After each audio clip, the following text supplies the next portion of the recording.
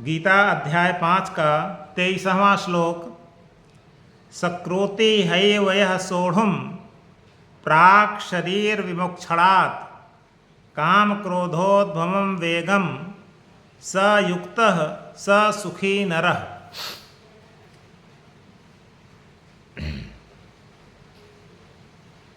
सक्रोति have, शक्रोति इह एव, शक्रोति धन इह धन एव, यह सोढ़ुम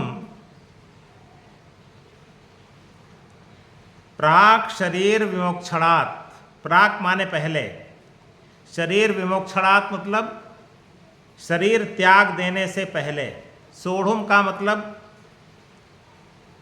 सहन करना, शक्रोति, शक्रोति का मतलब समर्थ होना, यह का मतलब है इस शरीर के रहते हुए काम क्रोध उद्भवम वेगम स युक्तः स सुखी नरः।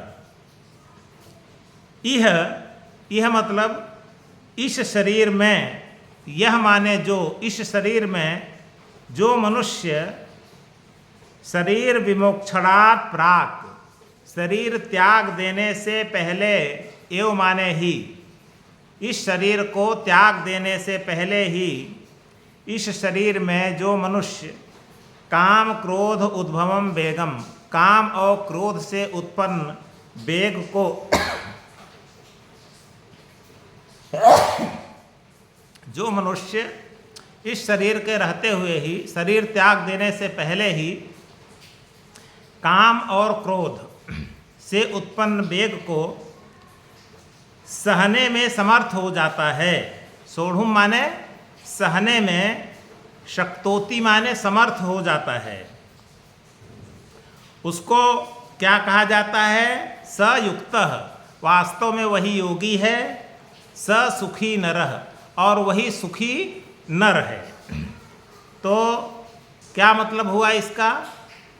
मतलब ये हुआ कि काम और क्रोध ही मनुष्य को बर्बाद करता है। काम, इच्छा, संसार के पदार्थों की इच्छा, और क्रोध, पदार्थों की पूर्ति न हो पाने पर जो मनोविकार होता है, जो क्रोध होता है, वह क्रोध। तो काम और क्रोध यही संसार में समस्याओं की, दुखों की जड़ होती है। तो शरीर के रहते हुए ही, शरीर समाप्त हो जाने पर, तो जब शरीर समाप्त ही हो गया तब क्या कर सकते हैं? तब तो कुछ कर ही नहीं सकते हैं। शरीर के रहते हुए ही जो काम और क्रोध पर विजय प्राप्त कर ले, काम और क्रोध से जो वेग उत्पन्न होता है, जो मन के अंदर हलचल उत्पन्न होती है संसार के किसी वस्तु को पाने की, और न मिले तो जो क्रोध उत्पन्न होता है, उसकी जो मन के अंदर हलचल उत्पन्न होती है, वह जो शांत कर ले, इस शरीर के रहते हुए ही न तो काम का उस पर कोई प्रभाव पड़े, न उस पर क्रोध का कोई प्रभाव पड़े, तो उसको वास्तव में योगी कहा जाता है। और स सुखी नरः, वही मनुष्य सुखी होता है। काम क्रोध मद लोभ सब नाथ नरक के पंथ, गोस्वामी जी ने कहा, काम क्रोध मद लोभ सब नाथ नरक के पंथ। तो काम और क्रोध, जितने भी महापुरुष हुए हैं, सभी काम और क्रोध को ही संसार के समस्याओं के, संसार के दुखों का जड़ बताया है। तो काम और क्रोध ये आते तो बाद में हैं, पहले इनकी कहीं न कहीं से कोई न कोई मन के अंदर कोई संकल्प होता है, तो वास्तव में इनका संकल्प ही न हो, संकल्प ही समाप्त हो जाए, इसे आने ही न दे कोई मनुष्य। जब इसे आने ही नहीं देगा तो इनके कारण जो भी समस्याएं होती हैं, जो भी दुख है, जो भी किसी के प्रति मारपीट है, दंगा है, सब समाप्त हो जाता है। काम और क्रोध को त्याग देने से। तो जब कोई काम क्रोध को त्याग देता है उसको यहाँ पर नर कहा गया है, वह नर होता है। और काम क्रोध जो नहीं त्याग पाता, जो काम क्रोध में रचा बसा रहता है, उसको पशु कहा गया है। वास्तव में वह पशु के समान होता है जो काम क्रोध में रमा रहे।